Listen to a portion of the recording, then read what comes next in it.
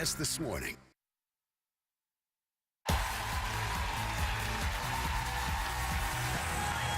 Actress Drew Barrymore recently opened up about raising her 2 young children.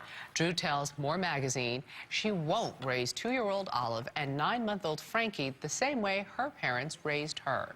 Drew says, quote, "I didn't really have parents, you know, and therefore the kind of parent I will be is a good present parent." Drew goes on to say, quote, "In a way, maybe that was a detriment to my youth, but it'll be the biggest asset to my adulthood." Has something negative in your past made you better in the present? I can relate so much to what she's saying because I had a very similar childhood where my parents weren't present, but not a victim, not complaining. It made me independent. It made me strong. It made me a fighter. But I didn't want that for my children.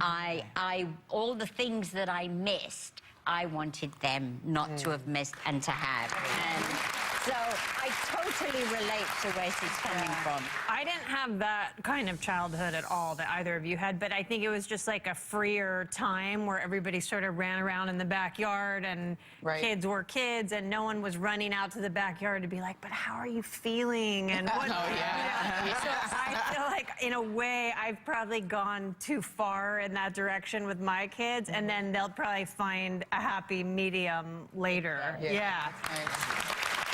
I know that,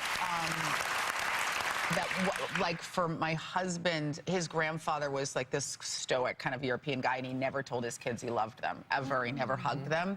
And even when my husband was a little boy and he would run to hug his grandfather, he would push him away. He really believed that, like, you know, you shouldn't be affectionate in that way. And so Where was he from? Germany. Oh, no. Yeah. And so my husband's father was the most loving, affectionate father to his children. He told them he loved them every day. He constantly gave hugs. When I became his daughter, he was very loving towards me, and I think that's something that's carried down definitely into my husband, which is really nice.